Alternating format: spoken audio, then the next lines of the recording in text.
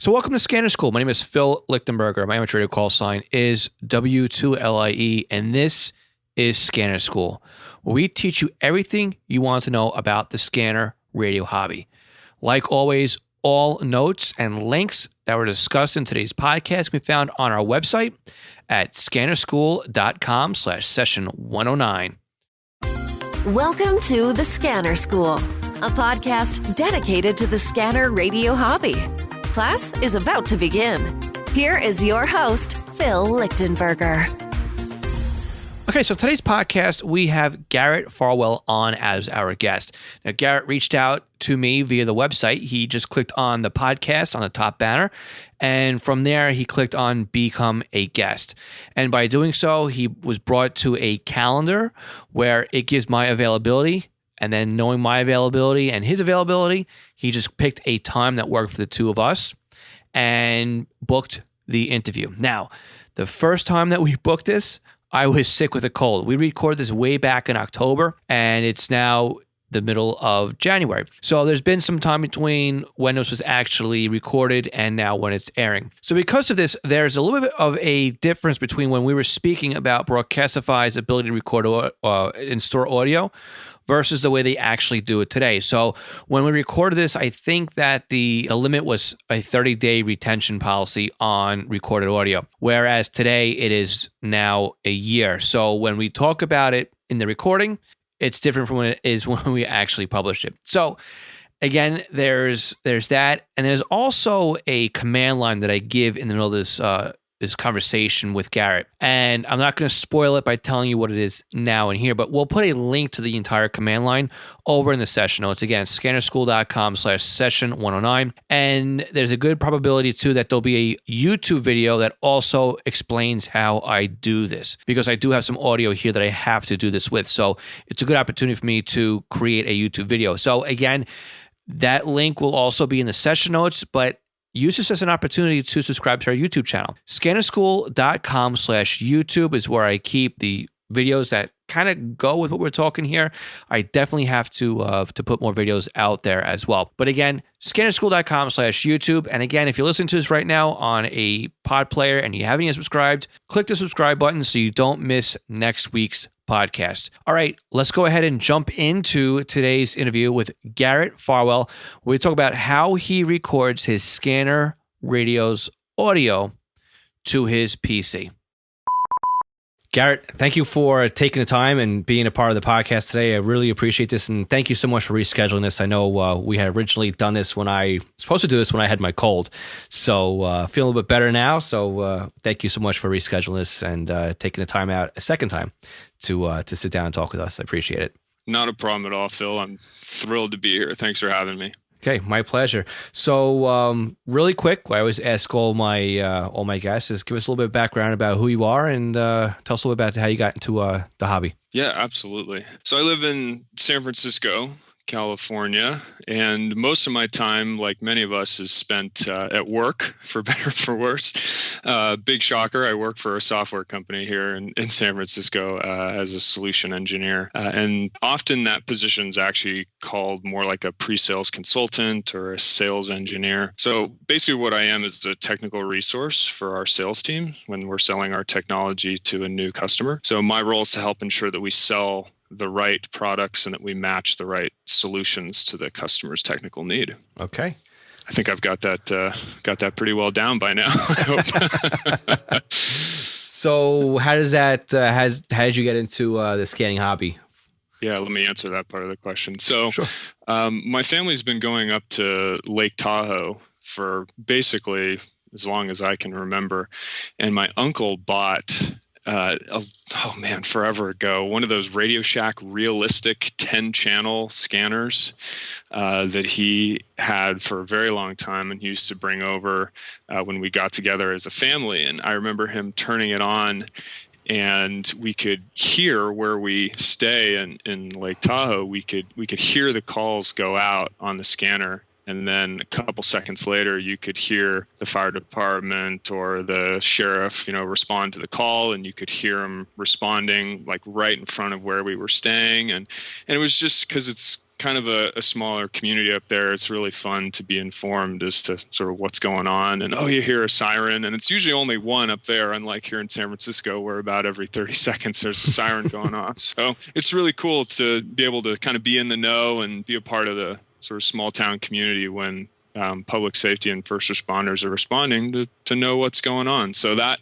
originally started my hobby, and gosh, that was, when I was a kid, 10, 11 years old. And then fast forward, I kind of set the hobby aside for a while, to be honest. And then probably in the last 5 or 6 years, kind of picked it back up, got my amateur radio technician license, got back into scanning, got back into radios and radio technology, and jumped right in with a BCD 436 HP, just went right for it, and really was shocked at how easy it was, believe it or not. I know a lot of guests will probably disagree with me on that one, but how easy it was to program that unit, that scanner, that unit. And because I can remember the days when you'd get the police call, the green police call big book. Yep. The big book, and you'd flip through that and try and find your local frequency to manually program into your scanner. So right. And if you were lucky, they didn't change from the time they were printed to Exactly. And if you were really lucky, one time I actually called our local fire department. I was really young at the time. I was super scared as a kid. I called them up and I said, I really want to confirm that what I hear in the, what I'm reading in this police call book is the right frequency. Will you tell me, will you confirm that this is it? And I don't know if it was a dispatcher or a firefighter. I don't remember who it was, but they're just like, yeah, we don't really do that, but good luck. I think you'll be able to figure it out. So, right. Yeah, I can remember the days when it was a lot more manual and just a lot more sort of referencing one resource, manually programming it into your scanner and hoping you got it right. And like you said, hoping things didn't change. Right. That's kind of the same way like where I started was, I grabbed my dad's old police call books and I'd sit down with the spiral notebook and just start laying out what it was I wanted to program. And I guess at the time was the BC 200 XLT was actually the first radio I owned that allowed you to program on the fly, and how many times you rip a page out and start over again.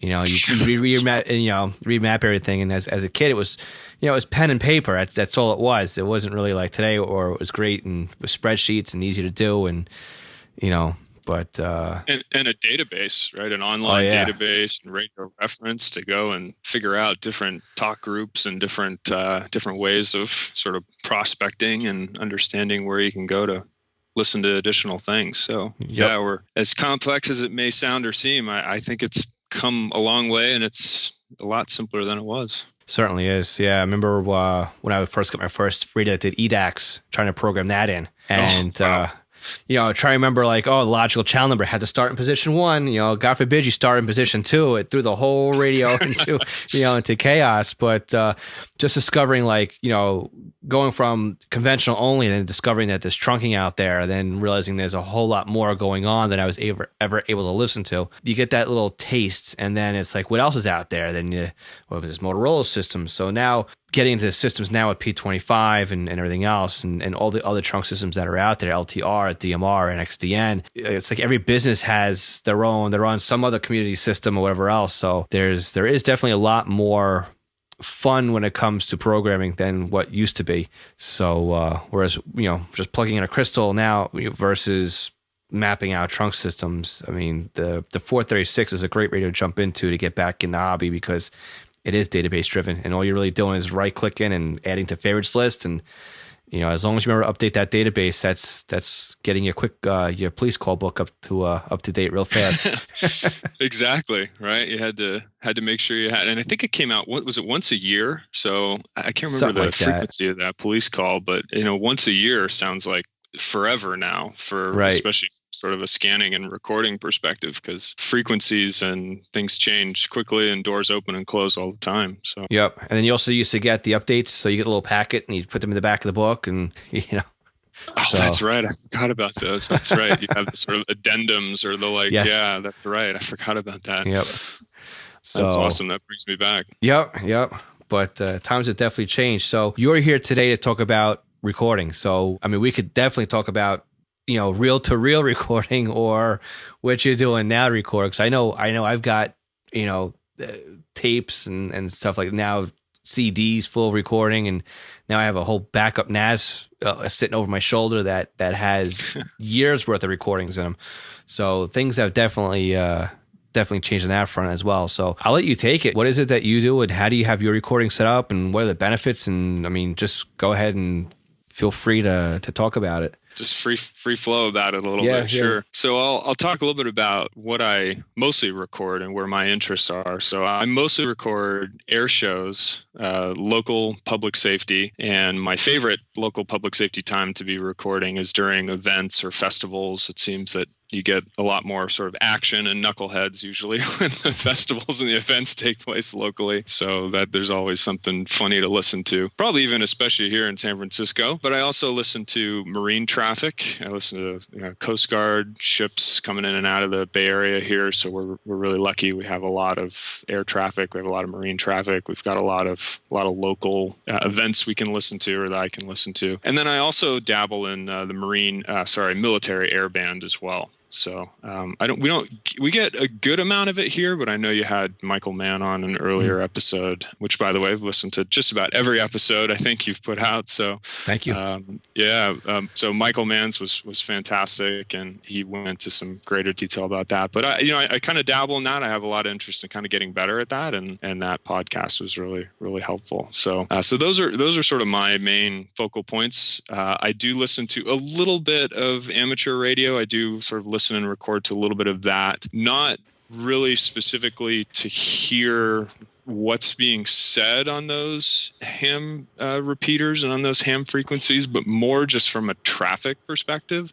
So I record different amateur radio repeaters and frequencies just to see how active they are. So if I want to participate in them as an amateur radio operator, I know this is a pretty active repeater. And if I let her into that repeater, if I make a call into that repeater, then I'll probably get an answer, and that there's some worthwhile traffic and people listening. So I do a little bit of that as well. I'm not terribly interested in kind of recording people's conversations on amateur radio and kind of listening and all that.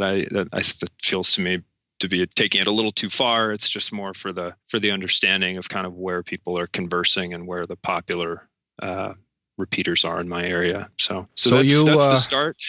Are you recording then just to go back and listen to it, or are you actually logging hits and the number of times that a frequency is active? Because you just said about the amateur radio stuff. Are you doing that with the recording, or are you just going back and just hearing like what you missed during the day? Yeah, so I do the hits only. I do record, but I'm really only doing it for the hits on the amateur radio bands and on those repeaters. I do the recording just in case I passively kind of want to dip in and listen to maybe like 30 seconds of conversation just to see kind of what people generally talk about on those repeaters. But it's not to sit there and listen to hours and hours of amateur radio rag chewing. Okay. So I do, that's mostly for sort of the hits and understanding the traffic on the frequencies. But I do record on the other sort of frequencies or areas that I mentioned, the marine traffic, local public safety, air shows, and the military band. I do record on that just because I think it's fun to listen to those things. So I do make my recordings there. Gotcha. So I like the recordings too, because you never know like what may want to come back to. Like for example, is we had Superstorm Sandy roll through here. Gee, I can't even keep track of how many years ago it was now, and it ended up being that most of Long Island the South Shore was like destroyed. Flooding and everything else.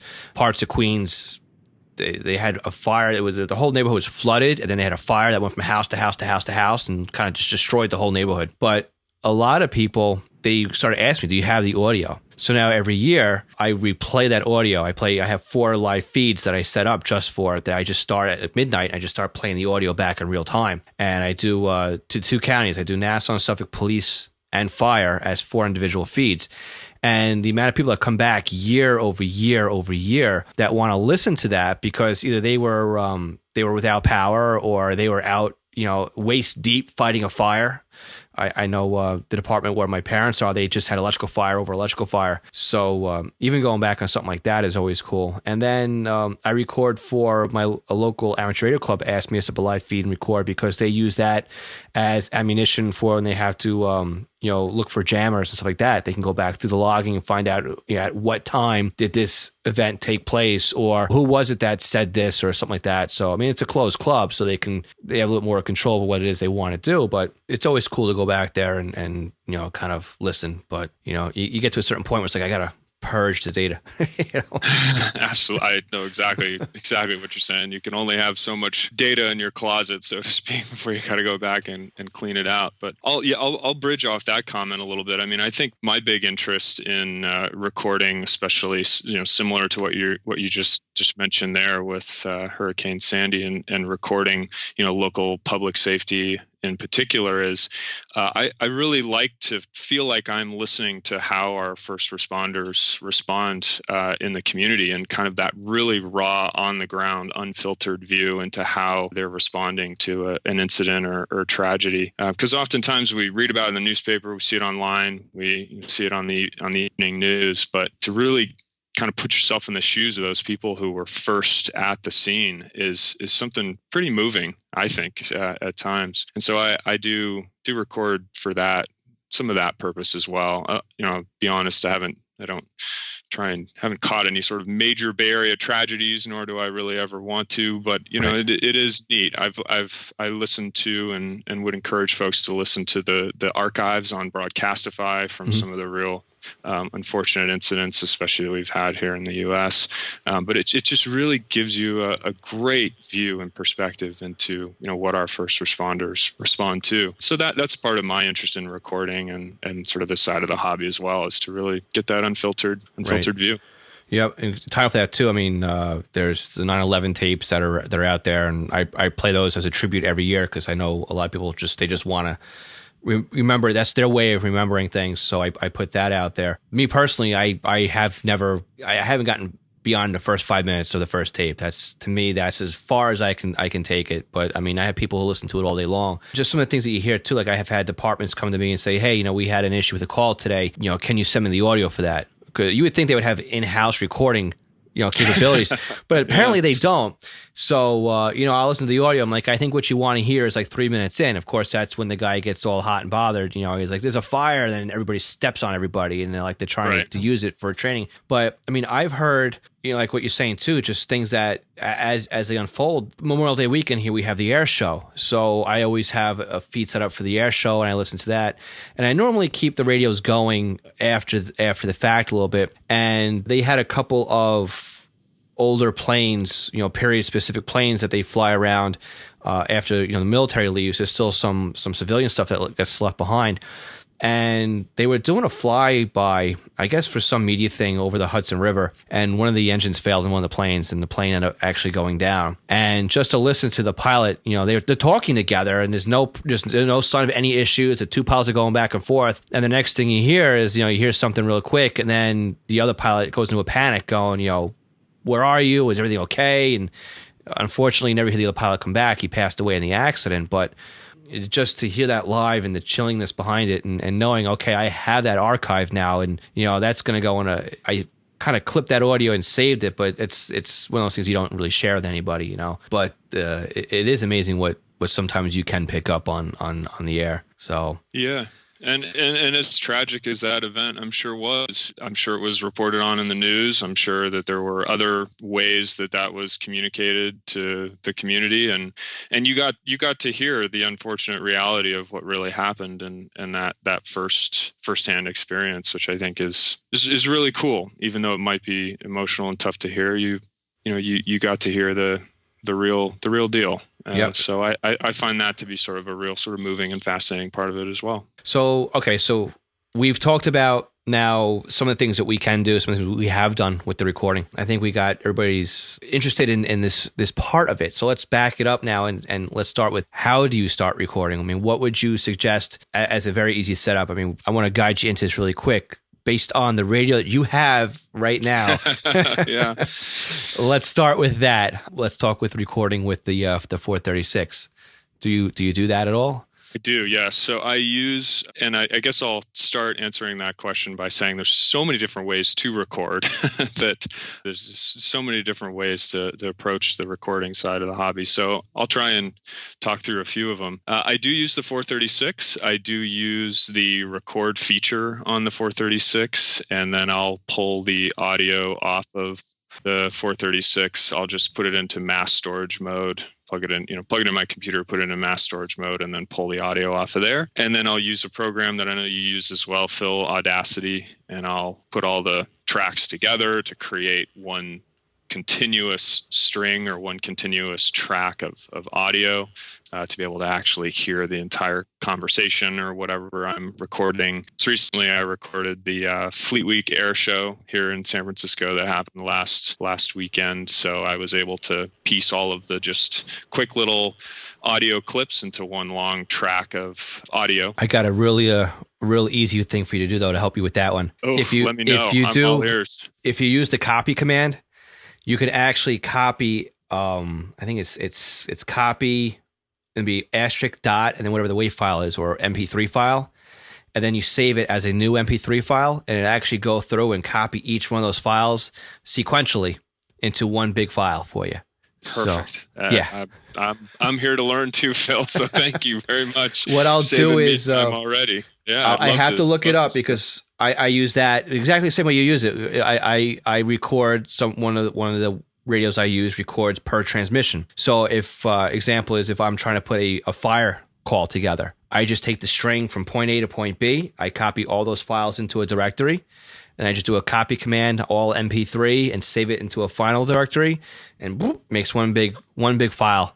So it's all sequential, and it takes about 30 seconds to go through all that. So that's fantastic. I'll love to see those steps. Yeah, I'll send you the command line for that for Windows, and then we'll post that command line in the session notes as well. So very cool. Thanks for sharing that. Not a problem. So I think I was to continue my thoughts here. So I think that's the first way is just with the 436 right on the device itself, just recording the audio, getting the audio on the device itself. The other way that I do it is I am a Broadcastify feed provider. I provide 2 feeds for Broadcastify. I think probably most listeners are aware of Broadcastify, but if not, broadcastify.com, and you can listen to folks like myself who provide scanner audio to that website and that community. And as a part of providing feed to that website and that community, it does record. I think it's is it 30 days, Phil, or 15? I can't remember the actual cutoff. Yeah, I can't remember either where they cut off on that one. Yeah, but they'll essentially, as a feed provider, they'll record the feed for some period of time. Historically, and then of course, after that period of time, they'll dump that audio. But I have two feeds that I as I mentioned, that I provide into that website. There is the recording there. You can go back and pull those files if you're a feed provider from Broadcastify, and you can go back and listen to those recordings. Maybe sometime during the session today, we can talk about pros and cons to all of these different methods. There's probably a lot of philosophy around talking about that, I'm sure, but that's another way that I record RF radio traffic. And the other way, and probably my favorite way, and probably the easiest way that I've been able to do it is by using ProScan. And I use ProScan with my 536 HP. So I have a BCD 436 HP, the handheld version, and then the BCD 536 HP, the sort of more mobile and desktop, if you will, version. And I record using a software called ProScan, which I think it's proscan.org, I think is their website. Yep, that's it. And I think it's Bob who wrote that that piece of software. It's phenomenal. Well worth the $50. I mean, it should be like 3 times that for what you get out of it. Oh, totally. So Bob, if you're listening, hats off to you. It's a fantastic piece of software, and it really does just a fantastic job of not only recording the traffic, but putting it into nice labeled MP3 files that has all the audio tracked as a single track. It also dates, timestamps it, shows you the number of hits on that frequency. It's fantastic. So how do you because I know how I do mine, so I'm curious just to see how you do yours. How do you store the files Do you do any magic with the wild cards or the variables or what? I don't think I'm quite that fancy, to be honest, Phil. So what I do is I'll listen to the dates and the traffic that I want to listen to. So if it's, Fleet Week, Blue Angels, I'll listen to all that radio traffic that I'm interested in. And then I'll just save the raw MP3 files out of ProScan. And then maybe sounds like I need to be using your magic trick here to kind of put it all into one long track. But I usually just save those as raw MP3 files. And then I have a network, Western Digital Network external hard drive that I save everything to, which is something that I had lying around. I know for a guy that works for a cloud computing company, saving everything to external hard drive is a little, probably, someone at work is going to shame me for that, but it's something I had lying around. So I create folders and I put, all my airband scanning in one folder, and then Fleet Week, 2019. So I have all the sort of old school folders, if you will, for all the audio. And it's just kind of systems worked for me. So that's what I've stuck with. But okay. Because the way I did mine is I set up, I have another Western Digital, right? I got one of those My Books, whatever it is, that records just for that. And this is my local stuff too. It's not my network scanners, but so I use the variables. So I have a folder that I just call recording or scan recording, and then in there I put a variable for the date. I have the feed name or the scanner name. So it's either Nassau West, Nassau East, or Special, or just something like that. And then underneath there, then that's when I got creative. So I'll have the path will then be the year, and then the month, and then the day, and then the hour, and then the actual, I guess it would be time stamped, then frequency stamped, then alpha tagged. So you can just start digging through the hierarchy of the file structure. So if I want to find, say, for your example, if it's the whole weekend and you want to listen to the Blue Angels, all you have to go is just the month and the year, and then type in, search for Blue Angels, and you have the whole list of Blue Angel alpha tagged frequencies, and you can just grab those and then copy them over and make one out of there. So I find that to be very easy. And I also use that too if I'm looking for tones, like the fire tones. If I know, within the last say if I need tones, updated tones for a department, and I want to say, I'll do it for the last month. I just go right to, say, October, and I just do a search for the department I'm looking for. If they're on their own dispatch frequency, boop, I get all the dispatch frequencies. I can just make a string out of that, or just go through each one until I find the tones, and then I decode the tone. So that's a real fast and easy way if you use the variables in ProScan. So it definitely makes it easy to archive. So I know we went on a tangent on that one. So no, very, very slick, Phil. I'm the junior varsity. You're the varsity on that one. So way to go.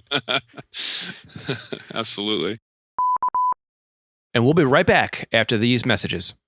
This session of Scanner School is sponsored by East Coast Pagers. Now, East Coast Pagers is one of my online companies, and we are a Unication, Apollo, and Swiss phone dealers serving the North American market. Now, if you're looking for a personal use pager or one for your department, we can get you a quote at the very best prices. So why does a company like East Coast Pagers support Scanner School? I think that every scanner radio user should at least put one pager in their collection of radios. The reason why is very simple. It frees up your scanner to just do scanning, and then you have one radio that's dedicated to your local fire activity. Now, with a pager, you can have voice storage. You can do tone outs. You can keep it silent. You can go back the next day and listen to what you've missed overnight. It's more than you can do with an out-of-the-box scanner. And with today's pagers having multiple frequencies and even having multiple channels in a scan list, like the Unication G1 can do 8 channels in a scan list. It has 64 memory channels, and out of the box, it comes with 11 minutes of stored voice and a desktop charger. The G2s to G5s, they do P25 phase 1 and phase 2 in simulcast environments with stored voice, paging on conventional NP25. Oh, and they're upgradable too to DMR Type 1 and Type 2. They are more rugged than today's consumer-based scanners. And with a pager like a Swiss phone S Quad, you won't even realize you're wearing one. It'll help keep you informed as to what's going on in your neighborhood. So again, eastcoastpagers.com, or contact me directly, Phil at eastcoastpagers.com. Do you have a new scanner? You're having problems understanding how it works? Maybe you're new to the entire Home Patrol database of programming and you can't figure out Sentinel. Did you get a new SDR and you're trying to figure out how to install it, or you want to learn how to use Unitrunker, DSD Plus, maybe set up a PieAware, or even just make some changes and you don't understand how the system and the equipment works? The podcast might be great for you, but maybe you need a little bit more of one-on-one help with setting something up. I'm available to do just that with you with our private tutoring sessions. You can book me online by going to scannerschool.com/consulting for a 1-hour session. And it's great because we can actually share computer screens remotely, and I can guide you through step by step as if I was sitting right next to you. So again, book me for an hour at scannerschool.com/consulting for your Scanner Radio one-on-one tutoring session. National Communications Magazine is your personal library of scanner, CB, GMRS, FRS, MURS, and two-way radio articles written by the best minds in the business over the past 3 decades. Your NatCom personal online access account allows you to download the newest issues of America's Hobby Radio magazine, as well as back issues too. So visit natcommag.com to download your free sample issues and sign up today. That's natcommag.com for National Communications Magazine. Did you know you can help support Scanner School without it costing you any additional money? There's several ways you could do so. One of them is just by sharing the show. If you post a podcast session you've enjoyed on your Facebook page, share it on Twitter, or retweet our stuff, that's a great way to help promote the podcast. Another way to do so is by going to scannerschool.com/support and clicking on one of the banners in there that helps support the podcast. One of them is Amazon. If you click on our Amazon link and you make a purchase from our link, it doesn't cost you anything, but we earn a commission on that sale. If you're looking for software, we've got a great resource for you, Butel software. I've been using Butel for years. Love their software, and I continue to buy their software today. And you can go directly to the website by going to scannerschool.com/Butel or by scannerschool.com/support. Now, again, it doesn't cost you anything extra if you're going to go ahead and buy that software and by using our link. Another method we have is by going to ScannerMaster. I love ScannerMaster. They've been getting my business for years when it comes to scanner radios and accessories. Now, again, if you use our link on our website and you go make a purchase at ScannerMaster, we make a commission off that sale. But again, it doesn't cost you anything to help support us using that method. Now, for those of you that want to contribute a little bit more directly, we have a couple ways you could do so. You can donate one time by using our PayPal link, but you can also become a Patreon supporter. By becoming a Patreon supporter, it gives you benefits for supporting our podcast and channels and everything else. At the $1 a month level, it's a great way of saying thank you. At the $3 a month level, you will get the podcast early. As soon as the podcast is ready to be published, you'll get it in your own private podcast feed. Now, at the $5 a month level, not only do you get the $3 a month benefits, but you also get a Squelchy sticker pack. Now, Squelchy is our little radio cartoon character that represents Scanner School. Not only do you get the stickers, but you also get a special monthly Q&A session that follows the general Q&A session I do on YouTube and Facebook, just for you guys, just to help you out. So again, you can help support us on Patreon by going to scannerschool.com/support. And I want to thank the following continuing Patreon supporters: Craig Harper, Dan, Glenn Bryden, Guy Lee, Irvin Thibodeau, James Felling, Jeff Block, John Goldenberg, Ken Newberry, Kenneth Fowler, MT Bono, Mark Beebe, Raymond Hill, Ronnie Bach, Sal Marandola, Scott Vorder, Signals Everywhere, Stephen Sheffield, Todd Glendy, and William Arcan. Now, again, the $5 a month is our best valued tier. And if the Patreon takes their cut, that's like giving us $1 a week for the benefit of not only getting the podcast early and also getting your own private Patreon supporter live Q&A video session. So again, scannerschool.com/support. And now on to the conclusion of this week's podcast. So you're using ProScan, so you're logging the actual hits, which is really cool to do on ProScan. You're logging the audio, and then you're going back and you're either mashing it together using Audacity, or I guess pretty soon the little command file I'll give to you that runs in Windows. What else are you doing with the audio? Yeah, so I like to archive it like we talked about. I think the sort of next level for me in this sort of recording arena is to start to marry like if I'm recording an air show, for example, to marry that audio with something like ADSB or FlightAware or some other radio system or other part of our hobby, to see the planes flying and to mesh that up with the recording as well. I don't know how far you've gotten on that, Phil. I've sort of started to get into that world a little bit and trying to cross discipline here, if you will, but haven't gotten too far into that. But that's kind of the next horizon for me. So I can definitely give you some pointers on that one. So for the last air show we had here, is I did exactly that. So I streamed it to YouTube actually, and I had my ADSB set up, and I had my ProScan virtual display on top of that. So that the top, I guess the third of the screen was the virtual display of the radio, and then I had ADSB on one side of the lower part of the screen, and on the other side I had what's the other protocol they use for the beaconing of the planes? Was it 780? Yeah, there's like a 980 or something, and then a 10. Yeah, right. So the 1090 is the ADSB, and then the other one is the 978. 978. So I had them both going side by side, and what was really cool is not only now do you have the air show audio of the pilots, but now you've got the visual. So you can see them actually banking around outside of Air Show Center and just doing their loops and the loops. Or you'll see them off to the east of the air show, and all of a sudden you'll just see them go right across the front. Or, not all the planes are beaconing, and not all the planes are on ADSB. Some of them are just using the 978. So it's really cool, too, to see the side-by-side window. And with the new version of PyWare that's out there, it's very easy now to launch the 978. It pretty much works right out of the box. So you'll have one dongle just for the 1090. You'll have a second dongle just for the 978. And to be honest with you, I just kind of put a Y connector on the SMA ports and just ran it right out to the same antenna. So it was kind of a no frills setup because I was so close. It did. I wasn't getting that extent with it. It was kind of just a play around with it last year, but it works, and it works really well. And I ended up streaming that to the internet using. I used TeamViewer on the computer to bring it over here to the Mac. And then on the Mac, I ran OBS, which is Open Broadcast Software, which grabbed the screen, and then that broadcasted it out to YouTube. And then the other trick was I had to have some other piece of audio, because on the Windows computer, you can have virtual audio cable, so you can loop the audio back into the internet.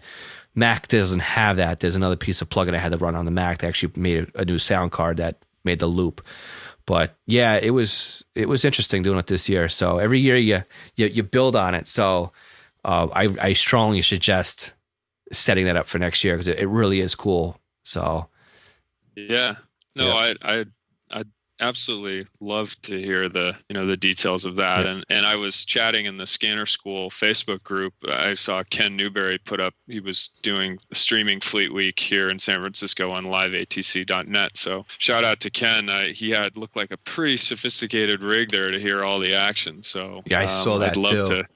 Love to hear what he was up to. It seemed like he's a pretty serious air show guy, and it sounds like there's some real varsity level air show recording going on out there. I'm definitely still junior varsity, but enjoying it nonetheless. And like you said, every year at Fleet Week comes to the Bay Area, I feel like I'm just more and more prepared. I'm doing a little more and learning and sort of advancing my interest in that part of the hobby. Yep, that's what it's all about. It is definitely a hobby, and you're hitting it. You're tweaking it every chance you get. So you're using ProScan. Are you using anything else with to do the recording?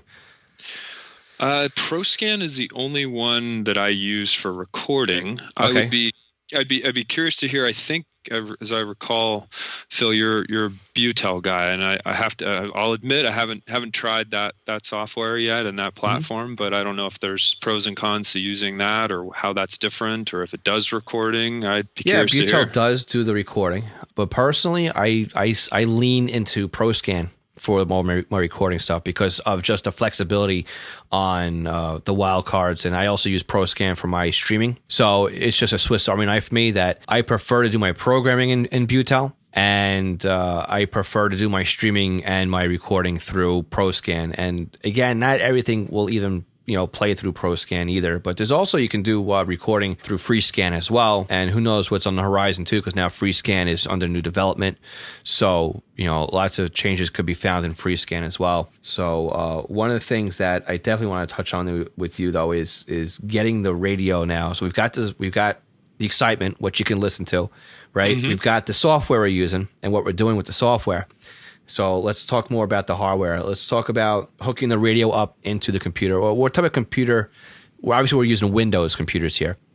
We are. At least in this discussion, we are. We can get onto we can go someplace else with this too. I don't know if you've been there yet, but there's some other things you can do with this. So let's talk about the process, though, about hooking up the radio and getting it into the computer and what's required, and if you've had any headaches along that process as well. So let's start from the radio and work our way to the computer.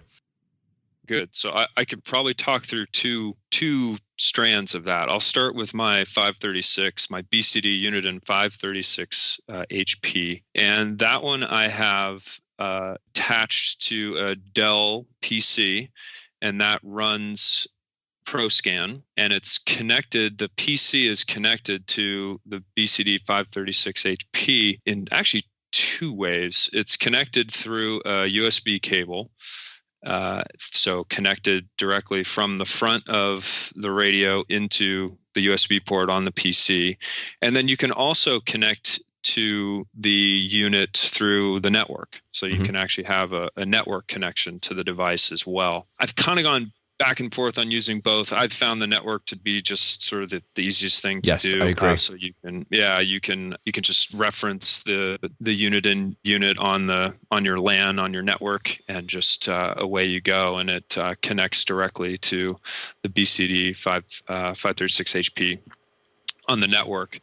And then once you've married those two things together, and you've got the PC and the 536 HP talking, then you can install and run ProScan, and ProScan will just do a lot of the heavy lifting for you. You can, in the application, there's a sort of a view into the 536 right there, almost as if you're looking at it, as if you're staring at it right there on your desk shelf. And you can just choose your favorites lists. You can go in and choose what you want to listen to, and then hit the record button. There's a couple parameters you can change around, the actual, I think, if I'm not mistaken, sort of how it formulates each of the recordings, like the names. Do you want to include the name or the frequency, or do you want it to have each and every audio be its own file, or do you want to have it be an entire track for the day? So there's some configuration choices you can make around setting up ProScan. But yeah, for the most part, the 536 and connecting it to a PC, and then having it with the 536 is fairly straightforward. And then I guess I can continue back out behind the 536. Yeah, I've got I have to refresh my memory. It's a switch. So I have two antennas essentially connected to the 536 HP. I don't think it's a multi-coupler. So what I have, and I should have grabbed the name of the device, but I plug it into a socket, an outlet, and I can remotely control which antenna it's using to receive on. So I have mounted an airband antenna specifically, and then a discone. I think it's a diamond. It's the same, similar to the one you've recommended, and I think the one that you use, Phil, the diamond discone antenna. So I have a discone antenna and then a specific airband antenna, and I can switch essentially remotely on my phone between those two antennas. So if I'm scanning specifically airband, or I want to, of course, be recording, Fleet Week here in an air show, I can even remotely switch over to that air antenna and utilize that. That's pretty cool. So yeah, it is pretty cool, and I'll take some credit that I engineered most of it. Did have a friend some help from a friend of mine, but he came up with the switching equipment. I came up with the ability to actually switch it on and off, and really actually all I'm doing is I plugged it into one of those Wi-Fi Bluetooth enabled plugs, that you can turn on and off from your phone. So if you pretend you were trying to turn your bedside light on and off. You could click that on and off. So it's as simple as that. Those are probably $10 to $15 on Amazon, not terribly expensive. But essentially, I'm able to switch between the Discone for sort of general recording and frequencies I want to listen to. And then if I really want to get specific and record the airband stuff, I just flip that switch remotely on my phone and away I go. It'll flip it over to receiving on that airband antenna. So I found it works pretty darn well. I've had some interest in trying to test the differences between listening on the Discone versus listening on the airband and trying to see kind of what one's better than the other. I mean, ideally the airband should be better since it's purpose built, but haven't quite gotten to that level of sophistication yet. One of these days I might try and give that a test. So that's one way that I record sort of tip to tail on that with the 536. The other way that I record is I have a Baofeng UV5R, which I know that controversial as to whether we should be using this as a receiver, but it scans. I leave it at my parents' house, and they live down the peninsula, and I have that UV5R, that Baofeng scanning. It's probably 3 or 4 analog frequencies or channels, so it's not that much. I would say, and Phil, we could certainly debate this. Probably anything more than that, the scanning function on a Baofeng radio is kind of marginal, and you want to keep it pretty low. You don't want to scan it 20 or 30 frequencies. You probably won't hear anything because its scan rate's horrible. Yeah, it's pretty horrible. So, but for 3 to 4 analog frequencies, I found I get away with it. I just scan the fire and the police down there at my parents' house, and that's one of the feeds that I provide into Broadcastify. So from the radio itself, I have it fits into those Kenwood plugs they have on the side of the radio, and then it goes directly into the audio jack of the PC that I have down there, and then the PC is running the other ProScan. The other ProScan piece of software that Bob wrote that is really helpful. That's it, radio feed. So I'm running radio feed on that machine and then sending that feed to Broadcastify, and Broadcastify does all of the sort of heavy lifting recording for me on that. And the reason I implemented that way, because it's kind of fun to be able to go back and listen to very specific parts of what I record down there at my parents' house. They're, again, south in another county, and sometimes Mom will call me up and go, "Oh gosh, there were a lot of sirens last Wednesday, at 8 o'clock. Can you, pull the recording and tell me what was going on?" It's kind of fun, but yeah, sure, Mom, or sometimes I'll send her some of the files. She can just double click on them and listen to them. So it's kind of a little more of a passive way of, having a fun way to record audio in a more sort of in a remote location, if you will, air quotes on remote. So I think hopefully I explained each of the pieces there, but happy to explain any part of it again if it wasn't clear. Right. So you got the radio, you got the software, and then the magic cable that goes between the two. I guess you're just using mono cables to go right from the radio, at least for the Baofeng, right? Because you said with the 536 you're using Wi-Fi, and again, to me that's the easiest way to connect them. But I've played around with different cables, and you end up with like stereo cables. You end up introducing a hum, and again, that's a nice thing too about ProScan is you can actually go into the filter settings and you can actually put in software filters. So if you do have a hum on a radio, you can actually eliminate it using ProScan as well. So I've done that on a few feeds that are out there as well, which is actually you can do it through radio feed, I think, as well. So I was able to do that. We had one department had a really nasty PL tone, and I was able to just put a filter in there and just wipe it right out. So that's always cool to do. But nice. As far as the other one you have, you said you plugged in with the speaker jack and you ran right into the line input or the microphone port, or which one did you go with? Yeah, so or do you have an option on that? Yeah. So it's an old PC. It's one of my dad's old work computers. So it's got the split jack. It's got the red microphone and the green audio on there, which makes a huge difference. Glad you brought that up. And I'm scrambling here in the background to actually find the cable that I used on that Baofeng, because I actually tried those mono cables and I tried a couple of them on the Baofeng, and you have to get the right one. Otherwise it doesn't work. So I've ended up with a couple of spare mono cables now lying around in Right. one of those drawers where you kind of stuff all of your cables that you thought were going to work but didn't quite work. So I've got a couple of those. I will try and find that. Maybe we can put in the speaker notes or whatnot. But there was one cable I did find on Amazon that worked with that Kenwood plug, and I think it's the same kind of cable that you would use if you were going to use like a speaker mic on the radio or a lapel mic or what have. Gotcha. It was one of those that ended up working for me. So I'll try and dig that up and send that over. I think I have it jotted down somewhere. But yes, there was a trial and error process in that, and so I'd love to help folks get to the right cable on that. Good call. Now, so the other thing too is you haven't really gone down this road with your setup, but there's a difference too between the headphone out and the radio, the line out, the speaker out in the back of the radio. And so each one of those makes a difference, as well as the output level of the scanner itself. Like if you're using the headphone jack or the speaker jack, obviously when you adjust the volume on the scanner, that's going to drive the audio going into the computer.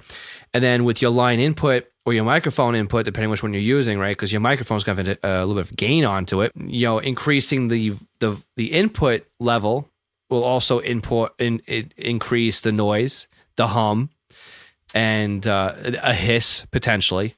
Yep. So tweaking those are all, so it's a game until you finally get it where you want it. And then I have somebody that runs a feed for me, and I'll send him a message like, hey, your feed's a little bit quiet this week. What's going on? And he'll come in and goes, oh yeah, my wife walked in the room and she just put the volume down.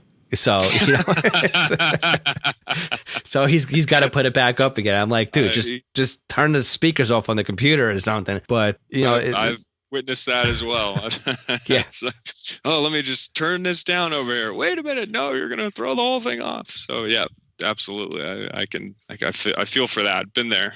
Definitely been there. Yep. So there's definitely a sweet spot. So a lot of the times too, like if I'm setting up a feed now, it's something about a live feed a little bit more now towards anything else. But if you want to set the levels on the computer, something that's got a constant transmission like NOAA weather radio would be a good way of setting up your levels. Just make sure everything sounds right.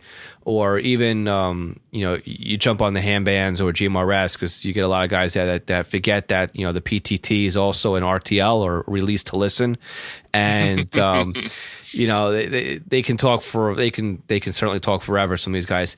So just making sure that the levels are where you want them. Sometimes too, you might need to put a little, magnetic choke on the line just to make sure that you get some hum out of it. Or, there's a lot of different things. One of the things that I recommend though is stay away from stereo cables, because you're only really using one leg of the line anyway from your radio, and then the line input on your computer is probably looking for stereo input.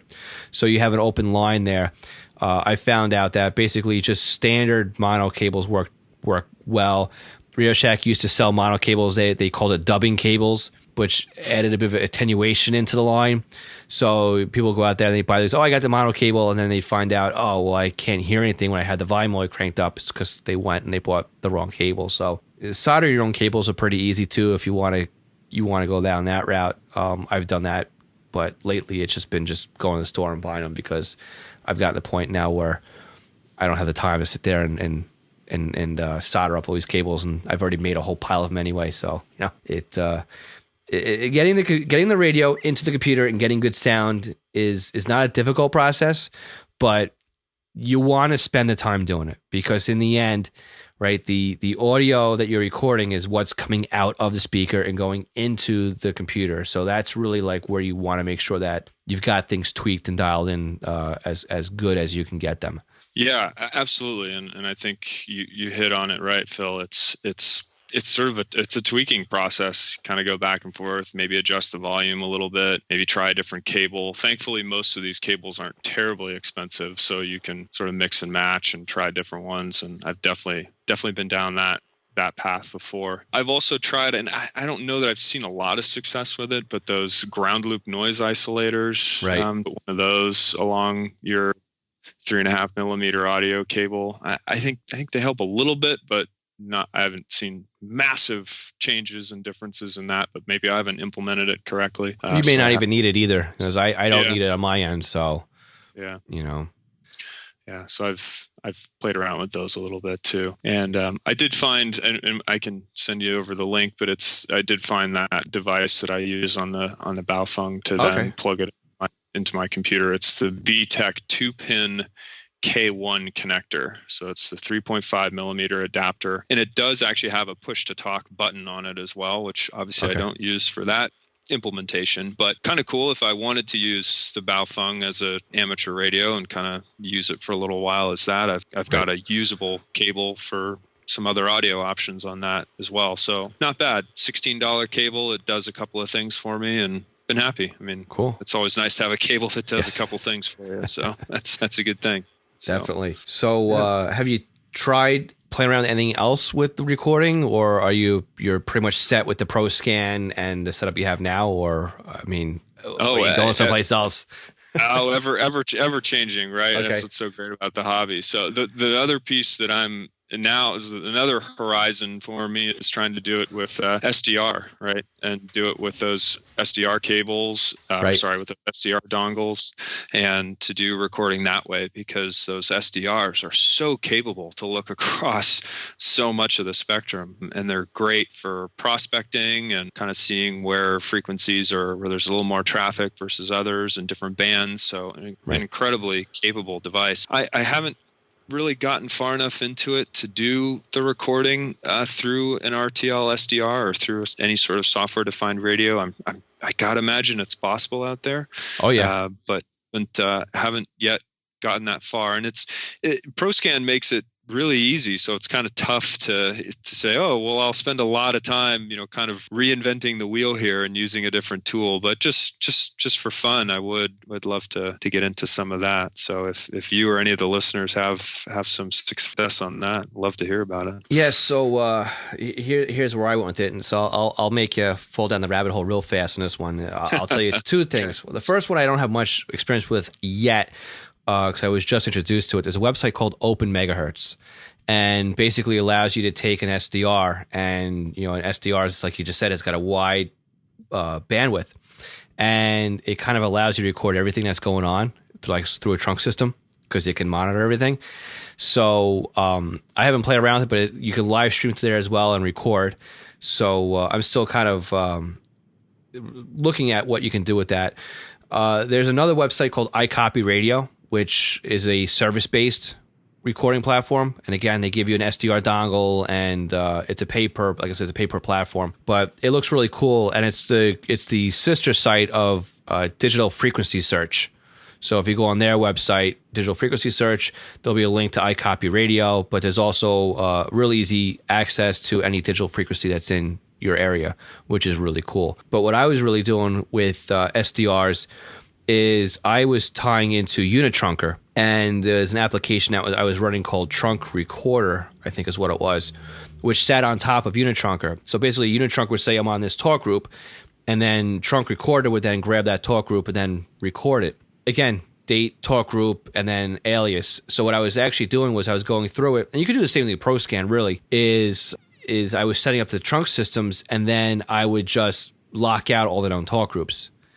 And then you would hear, what was coming in, or if I wanted to find what a particular radio ID was doing, I can then just do a search on the radio ID, because even Unitrunker has the ability to save that as a wildcard too.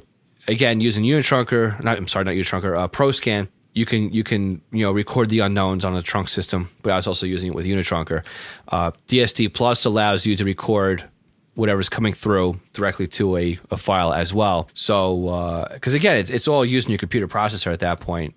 And I was even using at one point too a PCR 1000 and a PCR 1500 to do some recording. But right now, just because it's so easy, it's just using standard desktop or handheld radios into a sound card works magic. And again, the sound card you're using too helps out. So you have the onboard sound cards. You have those little, cheap $10 ones that you might want to make sure you're on a USB 2 port, because I think if you plug those into USB 3s, then they kind of have an issue.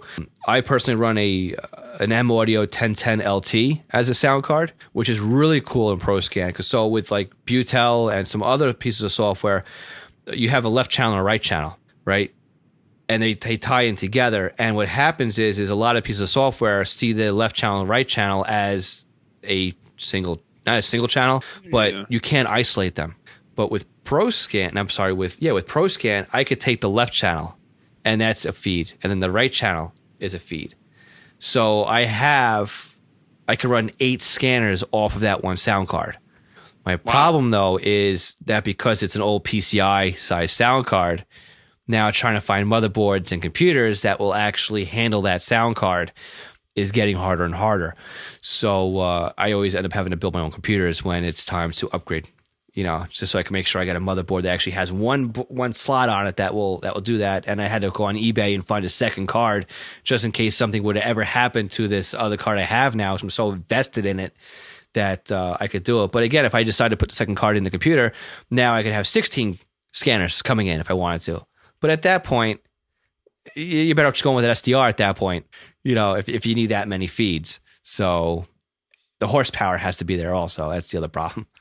Yeah, sounds like a slippery slope there, Phil. All of a sudden, you've got all kinds of sound cards and all kinds of scanners everywhere, but that's cool. That's a really neat approach. Now, if you jump into the Linux world too, you can very easily too just use a program. It's built right in basically, or it should come with the install. wget allows you basically to just you could wget right to the feed name or the URL of the feed, and then that will just listen to the feed and just record the audio. And then you can just Control-C or whatever it is and close out the audio file. So what I have on my live feeds, what I do with that is I run my own server, and part of the server is probably the same thing that's happening on Broadcastify, is that the server is kicking off an archive script. In my case, it's wget, and then it just records for a set amount of time. And my setup is 30 minutes. And then it closes out the wget file and immediately spins another one back up again to catch the next 30 minutes of it. And it saves it to disk, renames the file and saves it to disk. And then at a certain time, it says, okay, this file's been on my server long enough. Chuck it to my local server here, my NAS setup, which is what is recording over here. And I probably have about 2 or 3 years worth of audio on here. So I got the warning the other day that says, hey, you got 10% left in your storage device. It's time to start thinking about either expanding or deleting. So I got to run the script now. It just says, hey, after like a year, you're gone. There's no sense in keeping files that long, at least for some of these feeds. But there's other ways that you can use Raspberry Pis for this stuff if you wanted to, and if you didn't want to get involved with Windows. And I think Mac has what's the name of the software? Hold on, if I can find it here. Nope, won't let me get there.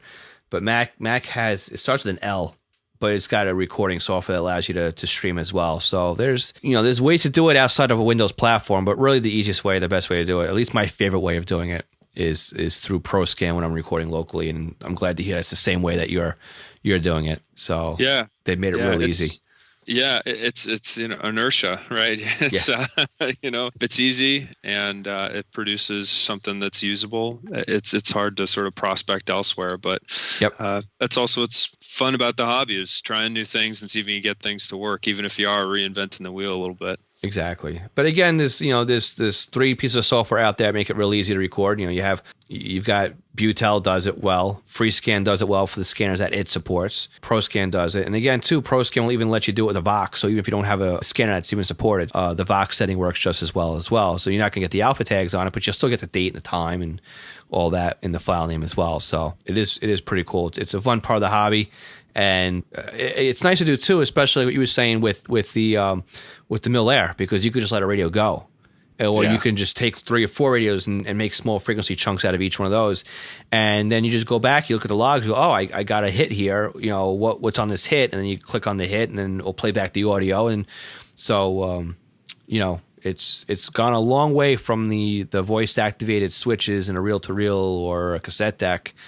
And, now everything's nicely categorized. It's digital, and you don't have to flip the tape over after 45 minutes. And Absolutely.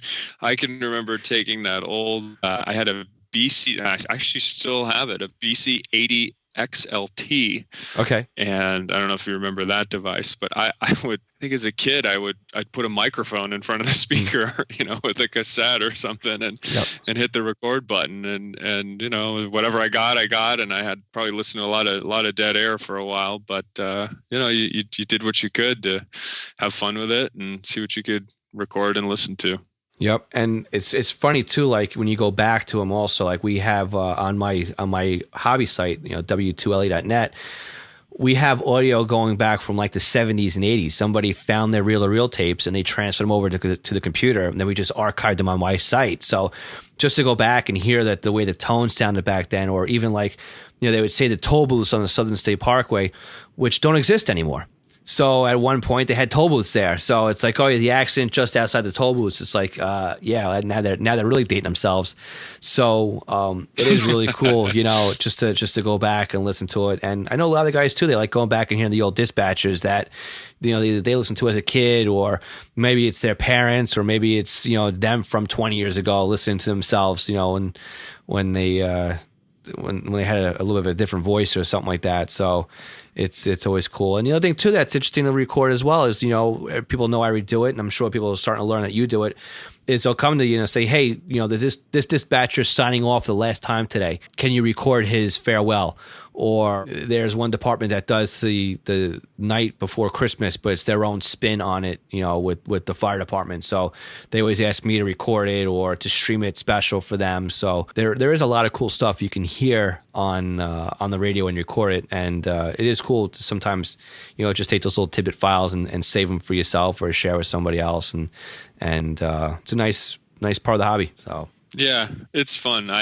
We have something here in San Francisco. I think it actually travels around, going back to my recording at festivals and events.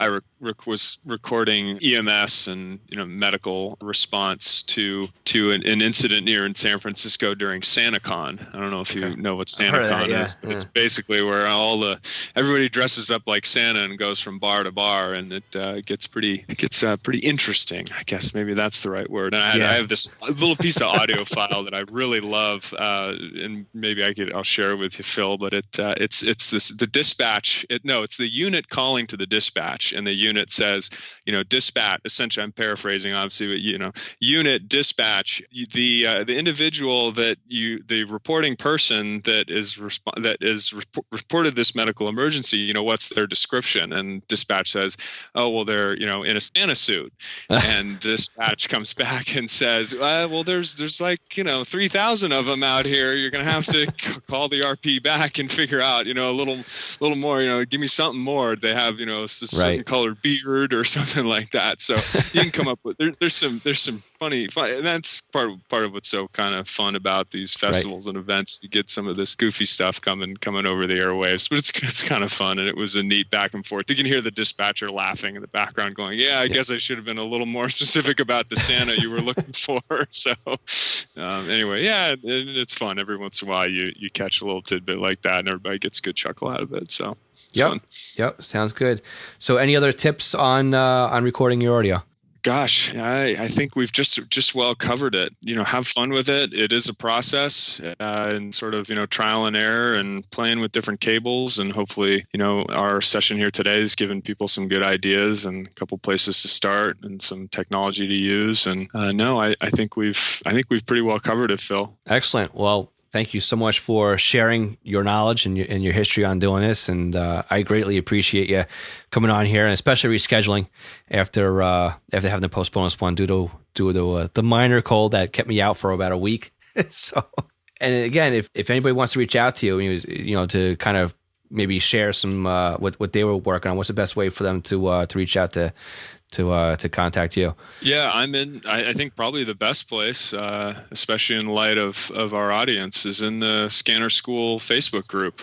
Excellent. To some degree active in there, probably mostly just a learner in that group, and enjoy seeing what people post. But I'm in the Scanner School Facebook group. Would love to hear from everyone else who enjoys the hobby, and that's probably the fastest and easiest way to find me. Excellent. Well, thank you so much for spending time with us today, and I certainly do appreciate it. Phil, happy to do it. Thanks a ton for having me. It was a lot of fun. Okay, again, I want to thank Garrett for his time and discussing how he records the audio from his scanner onto his PC. Now, again, we talked about 2 different ways he does it. One of them is direct. It's live from his scanner being plugged into his computer. And the other way, very simply, he runs a live feed and then he just lets Broadcastify do the work for him. So it's really, 2 different ways of doing the exact same thing. And there's other ways out there. I mean, I use a Linux command to do a capture of the audio that comes off my live feed, and I use that to archive the audio. But I also have a local setup here with ProScan. Now, again, you can use FreeScan, you can use Butel. There's many different ways that you can get this done. ProScan is just how Garrett does it, and of course, of how I do it locally here. Now, if you want a copy of ProScan, again, we have a link to how to purchase that software. There's no affiliate on this one. It's just a straight link to them. Proscan.org, or again, we'll put a link to that in the session notes at scannerschool.com/session109. Now, again, if you'd like to be a guest on the podcast, you could do so by going to scannerschool.com. At the very top of the page, click on podcast. It's going to give you a drop-down menu and click on Be a Guest. That's going to give you a calendar that shows my availability, and then it allows you to book a date and time that works for the 2 of us. We'll either meet on Skype or on Zoom. So it's just an audio connection. There's no need for video, and we could do it at the comfort of our own homes. Now, again, just like Garrett and talking about the scanner radio recording, we've also had Pete DeVasto, who talked about how as a blind operator, he uses scanners. We've had conversations with Harrison Wilson and also Jim Peruto, who talked about fire photography. Michael Mann came on. We talked about mill air monitoring, and Nathan McMullen talked twice about how he has his setup for using scanners and getting the most out of his small little investment. So how he's using SDRs and live audio to kind of work in his favor. And it's all really cool conversations. And these were all conversations that were brought to me by people listening to podcasts just like you. So again, scannerschool.com, click on podcast, and then click on Be a Guest. So with that, I want to remind you that you can download all the session notes at scannerschool.com/session109. Scanner School is copyright 2020, Monitor, Long Island, Inc. My name is Phil Lichtenberger, and this is Scanner School, where we teach you everything you need to know about the scanner radio hobby. We'll catch you all again next Tuesday for the next episode. 73, everyone.